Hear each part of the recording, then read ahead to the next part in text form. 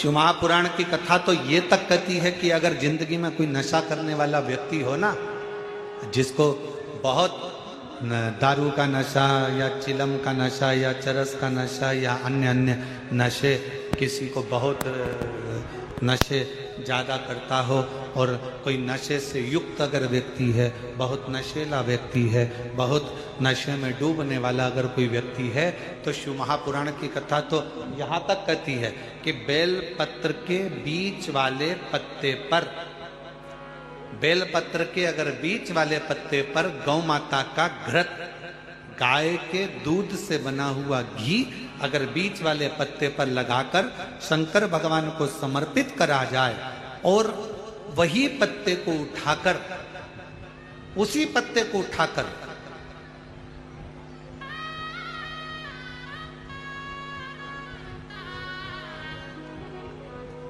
भगवान शिव जी का कृतिवशेश्वर नाम लेकर अगर वही पत्ता उठाकर कोई बहुत नशे में धुत अगर व्यक्ति रहता है और उस व्यक्ति को प्रत्येक सोमवार को एक पत्ता गाय के घी का बीच वाली पत्ती पर लगाकर शिव को चढ़ाकर कृतिवशेश्वर नाम भगवान का धारण कराकर उस पत्ते को वापस लाकर नशा करने वाले व्यक्ति को अगर ज्यादा से ज्यादा 11 सोमवार भी अगर वो पत्ता खिला दिया तो वो धीरे धीरे नशे से दूर होता चले जाता और उसका नशा छूटते चले जाता। कतई विशेष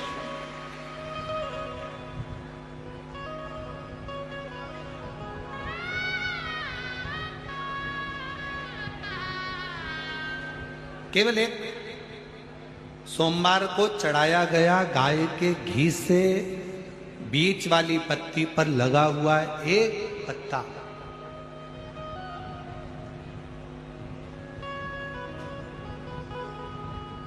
शिव जी का एक नाम है कृतिवासा। क्या नाम है? जम के बोलो जरा, कृतिवासा। सब बोलो जरा आवाज लगा कर। आवाज नहीं आई, जरा और दम के बोलो। कृतिवासा। फिर से बोलो, कृतिवासा।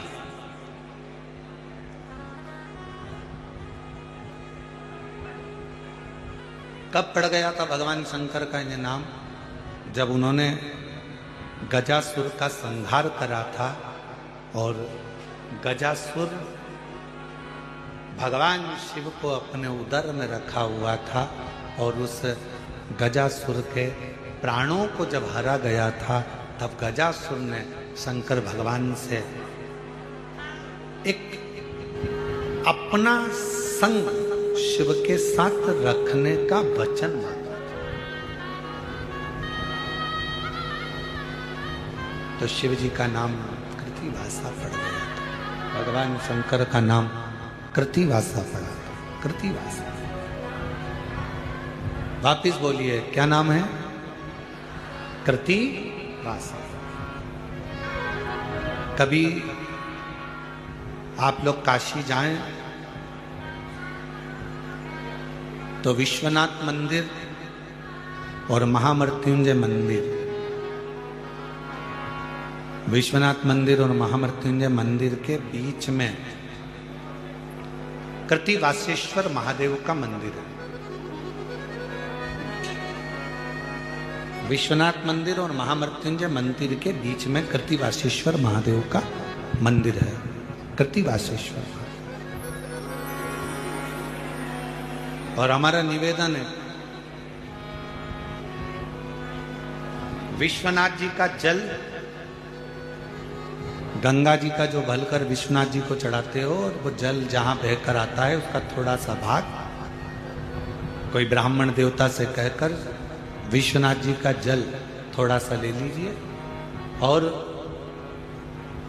महामृत्युंजय मंदिर में जाइए और महामृत्युंजय मंदिर में चढ़ाया हुआ जल थोड़ा सा वहां का ले लीजिए और कृतिवासेश्वर मंदिर में पहुंचिए। दोनों मंदिर के बीच में कृतिवासेश्वर मंदिर है, वहां पहुंचकर वहां का थोड़ा सा जल ले लीजिए। जो दिन रात नशे में अगर डूबा भी रहता है और उसके पूरे घर के लोगों ने उसको नशा मुक्ति केंद्र छोड़ दिया, दवाइयां दे दी, उसके बाद भी उसका नशा अगर नहीं छूट रहा है तो पहले विश्वनाथ जी का जल, महामृत्युंजय बाबा के मंदिर का जल, फिर कतिवसेश्वर महादेव का जल लेकर उसको तीनों जगह का जल एक डब्बी में भरकर उस व्यक्ति को थोड़ा थोड़ा 7 दिन तक कृतिवसेश्वर महादेव का नाम लेकर पिलाना चालू करो। उसको धीरे धीरे नशे से दूरी हटना प्रारंभ हो जाएगी। वो नशा करेगा ही नहीं, नशा करेगा ही नहीं। इतना प्रबल नाम है कृतिवसेश्वर महादेव। एक लोक ऐसा है जिसमें सूर्य की किरण नहीं जा रही है, तो पूछा गया, विचार किया गया, फिर पाताल लोक में प्रकाश कैसे होता होगा, उजाला कैसे होता होगा, पाताल लोक प्रकाशित कैसे होता होगा। सारे लोकों में सूर्य की किरण जाती है, केवल एक पाताल लोक में सूर्य की किरण नहीं जाती। रसातल में जा रही है, तलातल में जा रही है, सब जगह पर सूर्य की किरण जा रही है। बस एक स्थान पाताल लोक ऐसा है जिस पाताल लोक में सूर्य की किरण नहीं है। पाताल लोक में सूर्य की किरण नहीं पहुंची। तो किसी ने पूछा कि अगर मान लो सूर्य की किरण इस पाताल लोक में नहीं जाती तो यहां प्रकाश कैसे होता,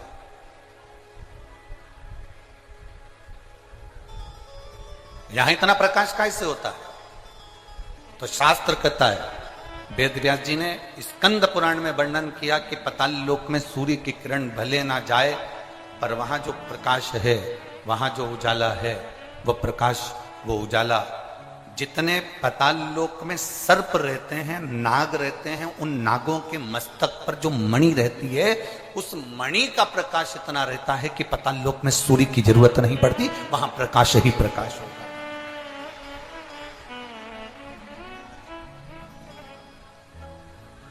वहां प्रकाश ही प्रकाश हो। अब आप भी थोड़ा सा स्मरण करिएगा, आप भी अपने ध्यान लगाइएगा कि पाताल लोक में भगवान शंकर के वासुकी नाग जो उनके गले में पड़े हुए हैं, पाताल लोक के अगर कोई स्वामी माने गए हैं तो वो वासुकी नाग को माना गया। पाताल लोक का अगर कोई राजा माना गया है तो वो वासुकी नाग को माना गया। पाताल लोक का अगर स्वामी कहा गया है तो वो वासुकी नाग को कहा गया। और वासुकी नाग कहां पर है? भगवान शंकर के जम के बोलो जरा, शिव जी के गले। अब जब वासुकी नाग भगवान शंकर के गले में है और शास्त्र कह रहा है कि पाताल लोक में सूर्य की किरण नहीं जाती, पर पाताल लोक में इतना प्रकाश रहता है, तो वो प्रकाश कहां से आता है?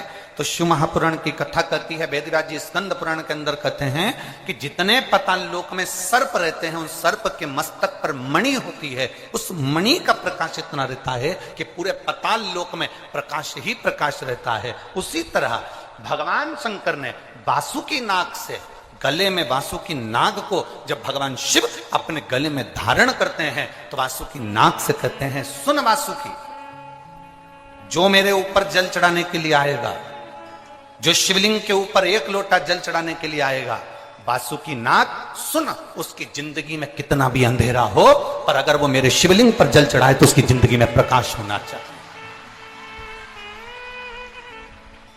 उसके जीवन में प्रकाश होना चाहिए।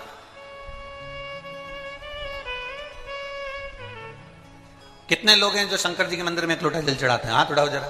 सभी चढ़ाते हो? रख लो, वापिस रख लो। धन्यवाद, बहुत बहुत बाबा की कृपा। चढ़ाना चाहिए, प्रतिदिन शंकर के मंदिर तक जाना चाहिए, 1 लोटा जल चढ़ाना चाहिए। हम ये नहीं कहेंगे कि बहुत दूर मंदिर हो तो जाओ, आपके घर के पास में जो मंदिर हो, जरूरी नहीं कि आप बहुत दूर जाएंगे तो शंकर जी प्रसन्न होंगे। आपके घर के पास में जो मंदिर हो, आपके घर के नजदीक में जो मंदिर हो, आप तो वहां जाओ। ये शिवलिंग, ये जलाधार और ये धार। अब कई लोगों के मन में प्रश्न खड़ा होता है, कई लोगों के मन में एक भाव उत्पन्न होता है कि हमारे घर में जो शिवलिंग है, हमारे घर में जो शंकर भगवान का शिवलिंग है, क्या उस पर वासुकी नाग लगाना, सर्प लगाना जरूरी होता है क्या? हमारे घर के अंदर जो शिवलिंग है, हमारे घर में जो शंकर भगवान का शिवलिंग है, उस पे सांप लगाना, सर्प लगाना, वासुकी नाग लगाना जरूरी है क्या? तो बहुत सावधानी से समझिएगा कि जो शिवलिंग होता है, जो शिवलिंग होता है, उस शिवलिंग में भगवान शंकर स्वयं विराजमान है, तो उनके गले में अगर सर्प है तो शिवलिंग में आपरूप सर्प है। शंकर जी अगर रुद्राक्ष की माला पहने हैं तो शिवलिंग में वो रुद्राक्ष का बल है। शंकर जी बाघंबर पहने हैं, शिवलिंग में वो बाघंबर का अंश है। शिवलिंग गंगा धारण करे हैं तो शिवलिंग, भगवान शंकर गंगा धारण करे हैं तो शिवलिंग में वो गंगा का तत्व है। जरूरी नहीं कि तुम्हारे घर में जो शिवलिंग हो उस पे नाग हो। अगर है सर्प कोई बात नहीं, रखे रहने दो। सर्प नहीं है तो कई लोग कहते हैं चांदी का सांप बनवा लेती हूं, पीतल का सांप बनवा लेती हूं। घर में मेरे शिवलिंग है, उस पे सांप नहीं है, मैं सांप रख देती हूं, सर्प रख देती हूं, वासुकी नाग रख देती हूं। अगर है तो रखो। शिव महापुराण की कथा कहती है, जिसको रात्रि में सोते समय या सुबह या ऐसा लगता है कि मुझे स्वप्न में सर्प नजर आते हैं, सांप दिखते हैं, कोई मरा हुआ व्यक्ति नजर आता है, उसको लगता है कि कोई डरावनी सी वस्तु नजर आती है, कोई श्वेत वस्त्र नजर आते हैं या कोई सर्प नजर आता है, तो हमारा शास्त्र कहता है शिवलिंग, जैसे ये शिवलिंग है पूरा जलाधारी पर रखा हुआ है, और जो शिवलिंग है, इस शिवलिंग के 5 स्थान ऐसे नियुक्त कर लीजिए। कितने स्थान? 5। चंदन लीजिए, उस पे एक चावल का दाना, एक अक्षत, वो भी चंदन में गीला करा हुआ, पूरा चावल का दाना। 5 स्थान नियुक्त कर लो। एक स्थान ये कर लिया, हमने चंदन लगाया, उसमें चंदन का चावल का दाना लगाया। दूसरा स्थान हमने ये नियुक्त करा, हमने चंदन लगाया, उस पे चावल का दाना लगाया। तीसरा स्थान हमने ये नियुक्त करा, चंदन लगाया, चावल का दाना लगाया। चौथा स्थान हमने ये नियुक्त करा, चंदन लगाया, चावल का दाना लगाया। 5वां स्थान हमने ये नियुक्त करा, चंदन लगाया, चावल का दाना लगाया। बस एक बेलपत्र अशोक सुंदरी वाली जगह पर पहले चढ़ा देना है, फिर ये 5 स्थान पर चंदन की बिंदी और एक चावल का दाना लगा देना। इस बेलपत्र को उठाकर लाना है प्रदोष काल में। प्रदोष काल सूर्य जब जा रहा हो, चंद्र प्रवेश कर रहा हो, उसको प्रदोष काल कहा गया। उस प्रदोष काल में इस बेलपत्री को भगवान पतालेश्वर महादेव का नाम लेकर खा लेना है। कभी जिंदगी में तुम्हें सर्प का स्वप्न आ ही नहीं सकता और सर्प का भय नहीं हो सकता। यह पतालेश्वर है। 5 स्थान,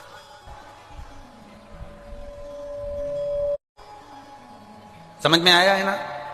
5 स्थान यदि हम नियुक्त करते हैं और 5 स्थान नियुक्त कर कर हम चंदन की बिंदी रखकर एक चंदन में भिड़ा हुआ चावल, चंदन में गीला किया हुआ चावल का एक दाना 5 स्थान पर यदि हम लगाकर एक बेलपत्र पहले समर्पित कर उसको लगाकर फिर हम उस बेलपत्र का प्रदोष काल के समय पर भगवान पतालेश्वर का स्मरण कर कर उसको पा लेते हैं, तो हमें फिर स्वप्न में सर्प का भय नहीं रहता, हमें स्वप्न में सर्प दिखाई नहीं देता। मुझे विश्वास है आप सूर्य को अर्घ देना प्रारंभ करिए। अपने शरीर से, मस्तिष्क से तांबे का पात्र 8 इंच की दूरी पर रखकर सूर्य नारायण को उस जल में से देखो, जो जल नीचे आप सूर्य को चढ़ा रहे हो, उस जल में से देखते हुए सूर्य को अर्घ देना प्रारंभ करिए। और धीरे धीरे, अगर बीमारी है तो बिल्कुल स्लो एकदम धीरे धीरे उस पानी को छोड़िए। और पानी को छोड़ने के बाद आप बाबा का केवल सूर्य की आराधना, सूर्य को जल देना प्रारंभ कर दीजिए। 15 से 20 दिन कर कर देखो, धीरे धीरे शुगर और बीपी लेवल में आना प्रारंभ हो जाएगी। अर्घ तो दो। सारे देवताओं का प्रसाद रात को रखा जा सकता है। सत्यनारायण भगवान की कथा हुई, उसका प्रसाद 2-3 दिन रख लोगे चल जाएगा। देवी जी का कोई अनुष्ठान हुआ, उसका प्रसाद 2-4 दिन रखोगे चल जाएगा। नारायण भगवान का अनुष्ठान हुआ, उसका प्रसाद 2-4 दिन रखोगे चल जाएगा। राम जी का कोई उत्सव मनाया, प्रसाद 2-4 दिन रखोगे चल जाएगा। भगवान कृष्ण का प्रसाद 2-4-8 दिन तक रखोगे चल जाएगा। पर शंकर भगवान का प्रसाद चाहे पशुपति व्रत का हो, 16 सोमवार व्रत का हो, संकट सोमवार व्रत का हो, चाहे प्रदोष व्रत का हो, सोमवारी व्रत का हो, चाहे अष्टमी सोमवारी व्रत का हो, शिव जी का प्रसाद पूरी रात नहीं रखा था। रात के पहले, मध्य रात्रि आने से पहले उस प्रसाद को पूरा समाप्त करना पड़ता। पुराण कहती है, जलाधारी में से जब पानी गिर रहा हो और भगवान तुम्हारे हाथ में अगर कोई बेलपत्री का पत्ता हो, नहीं हो तो मंदिर की बेलपत्र जो चढ़ी चढ़ाई हो वो भी अगर आपने शिवलिंग पर चढ़ा दी और थोड़ी देर बैठ गए और बूंद बूंद पानी उस पर से गिर रहा है, वो जया विषहरा शामली बारी दौतली देव, वो बूंद बूंद पानी उसमें से गिर रहा है, उसको गिरने दो।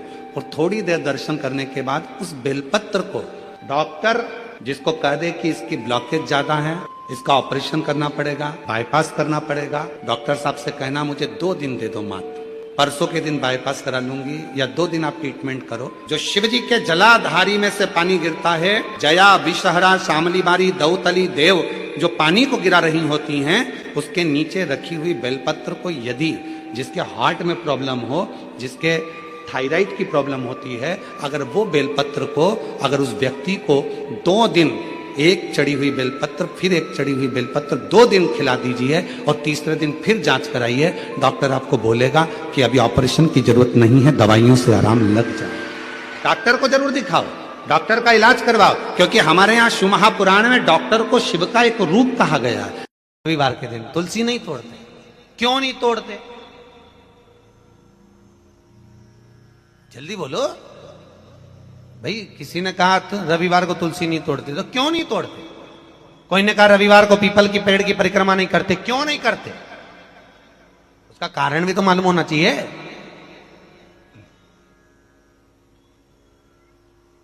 ये कोई ने कुछ बोल दिया और तुमने मान लिया, तो उसका कारण है।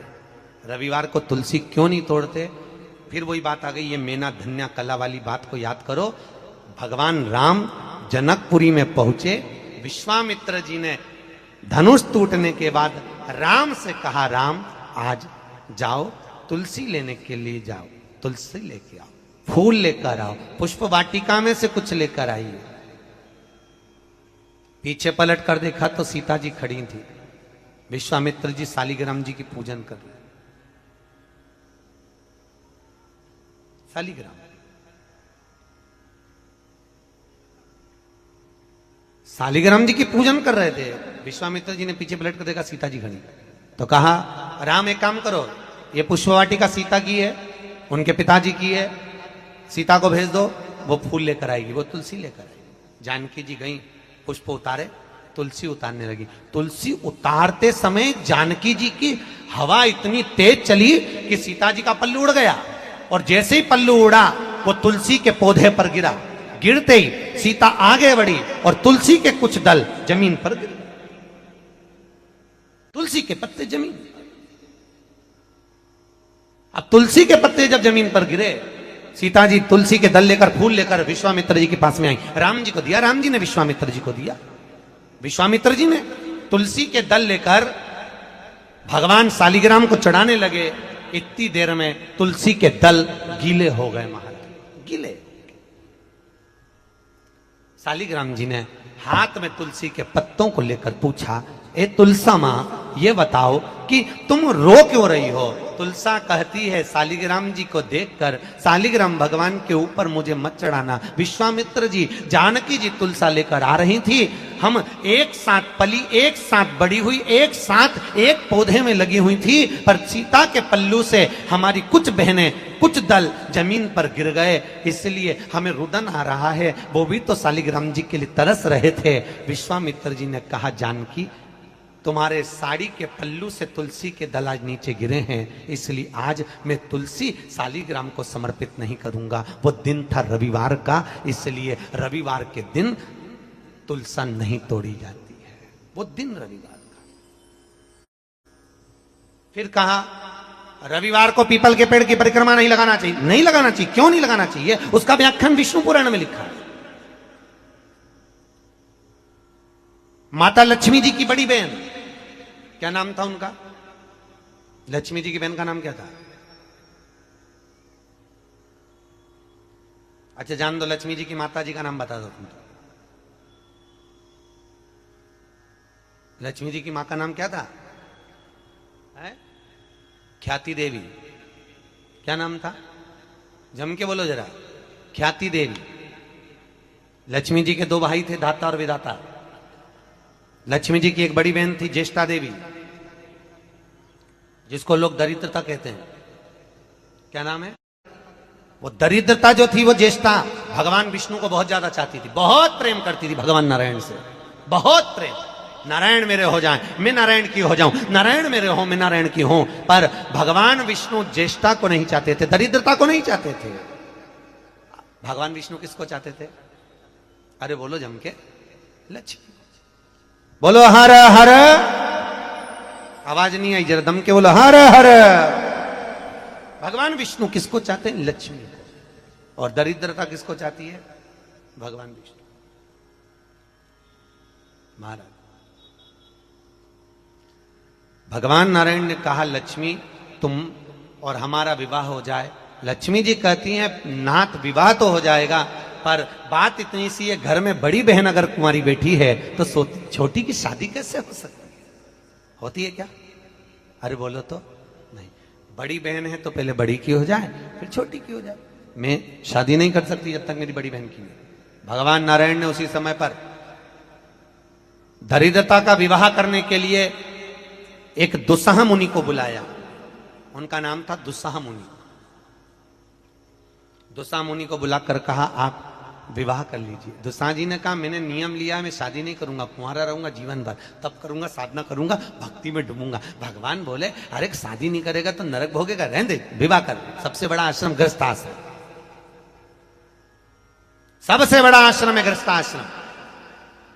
संत बनना सरल है, साधु बनना सरल है, तपस्वी बनना सरल है, जोगी बनना सरल है, साधक बनना सरल है, संन्यास लेना सरल है, पर सबसे ज्यादा कठिन है गृहस्थ आश्रम। विवाह कर भी लिया, शादी हो गई।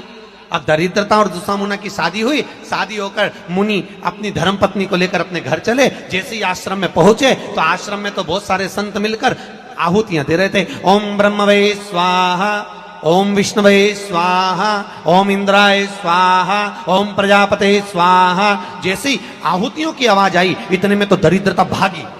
दरिद्रता अंदर नहीं गई, क्योंकि दरिद्रता जिस घर में भजन होता है, जिस घर में पाठ होता है, जिसके दरवाजे पर तुलसी का क्यारा होता है, जिसके यहाँ भगवान का भजन होता है, जिसके यहाँ दीप लगाया जाता है, जिसके यहाँ पर गौ माता की रोटी दी जाती है, उसके घर में कभी दरिद्रता प्रवेश नहीं कर सकती। शंकर भगवान को सूर्य अस्त के बाद जल नहीं चढ़ाया जाता मंदिर के अंदर। हाँ, कोई विशेष उत्सव हो, शिवरात्रि हो, कोई तिथि अच्छी हो, वो आप एक अभिषेक कर दें, वो बात की बात है। पर शंकर को शाम सूर्यास्त के पहले, इसलिए आज भी नियम है मुर्दे का अंतिम संस्कार यदि होता है तो सूर्य के प्रकाश में होता है। पार्थिव बनाने के 3 क्रम है। पार्थिव बनाने के 3 क्रम है। पार्थिव शिवलिंग का जो निर्माण करा जाता है उसके 3 क्रम है। रोग की मुक्ति के लिए अगर पार्थिव बनाया जाता है तो उस मिट्टी में थोड़ा सा जल और थोड़ी सी दुर्वा का पानी उस मिट्टी के अंदर डाला जाता है। अगर कोई बीमारी है, वो बीमारी नहीं जा रही, पार्थिव के 3 क्रम बना। अगर कोई बीमारी नहीं जा रही है तो आप पार्थिव शिवलिंग अगर बनाते हो, मिट्टी का शिवलिंग बनाकर पूजन करते हो, तो उसमें जल मिट्टी में और दुर्वा, दुर्वा बोलते हो कि दूब बोलते हो, जो गणेश जी को चढ़ती है दुर्वा, उसको पानी में डालकर उस पानी को मिट्टी में मिलाकर फिर पार्थिव बनाया जाता है रोग की मुक्ति के लिए। दूसरा, जिसको संतान नहीं होती, पुत्र की प्राप्ति नहीं है, संतान की प्राप्ति नहीं है, गोदी में औलाद नहीं है, कोई छोरा छोरी नहीं है, कोई बेटा बेटी नहीं है, संतान नहीं है, सालों हो गए। पार्थिव रोज बनाती है, तो उस मिट्टी में अगर थोड़ा सा आधी चम्मच, 1 चम्मच गाय का दूध मिलाकर फिर पार्थिव लिंग का निर्माण करे पानी के साथ मिलाकर, तो उसके घर में दूध पार्थिव में डलने से पूत जरूर आता है, निश्चित पूत की प्राप्ति। पार्थिव में मिट्टी के अंदर अगर आधी चम्मच भी गाय का दूध डाला, पानी डाला और पार्थिव शिवलिंग का निर्माण करा, जिसकी औलाद नहीं है, तो वो पार्थिव अगर बना रहा है, पार्थिव का निर्माण कर रहा है, उसका नियम है कि हर प्रदोष को, सोमवार को या सोमवार की अष्टमी को या कभी ना कभी उसका मन करता है तो पार्थिव लिंग का निर्माण करता है। अगर पूत नहीं है तो दूध का प्रयोग करे। तो दूध अगर पार्थिव में, मिट्टी में डाला जाए, आधी चम्मच, 1 चम्मच और पानी के साथ मिलाकर जब पार्थिव शिवलिंग का पूजन करते हैं, उसको बनाकर पार्थिव बनाने के बाद जब उसका पूजन करते हैं, तो वो दूध हमारे घर में पूत जरूर देता है। पहले नंबर पर है दुर्वा का जल, रोग निवारण के लिए हो जाता है। पार्थिव में दूसरा वर्णन आया है दूध का डालना, वो संतान देता है। तीसरे नंबर पर पार्थिव अगर निर्माण कर रहे हो, कोई लक्ष्य है, मेरा यह काम है वो पूरा नहीं हो रहा, बहुत दिन से अटक रहा, बाबा पूरा करना है, तो पार्थिव में चंदन घिस के, चंदन को घिसकर उसका थोड़ा सा भाग पानी मिट्टी में डालकर फिर पार्थिव का निर्माण करा जाता है, पूजन करी जाती है। तो जो तुम्हारा लक्ष्य है उस लक्ष्य तक बाबा तुम्हें पहुंचा कर ही रहेगा। पार्थिव निर्माण के कुछ क्रम है।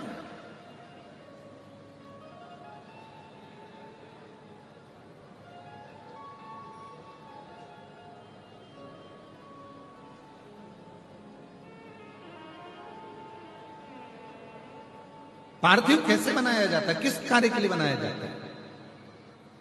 कई बेटियां ऐसी हैं, गुरुजी 32 साल की हो गई, शादी नहीं हो रही। गुरुजी लड़का 38 साल का हो गया, शादी नहीं हो रही। गुरुजी 28 साल का हो गया, शादी नहीं हो रही। तो भाई पार्थिव बना रहे हो ना, उसमें थोड़ा सा गाय का घी उस मिट्टी में थोड़ा सा 2 बूंद भी डालोगे तो बहुत है, और पानी से मसकर फिर उसका निर्माण कर फिर पार्थिव की पूजन करिए। कैसे विवाह नहीं होगा? भोले बाबा शादी करा के ही मानेगा। पार्थिव बनाने का नियम है। ऐसा नहीं है कि केवल पानी में मिट्टी को घोल लिया और पार्थिव लिंग का निर्माण कर लिया। हम 1.25 लाख बना रहे हैं, हम 2 लाख बना रहे हैं, हम 5 लाख बना रहे हैं, हम 1 करोड़ बना रहे हैं, हम 20 करोड़ बना रहे हैं। बनाओ, मना नहीं है, पर पार्थिव बनाने के भी अलग अलग नियम है। कौन सी चीज के लिए, किस चीज के लिए पार्थिव बना, किस चीज के लिए पार्थिव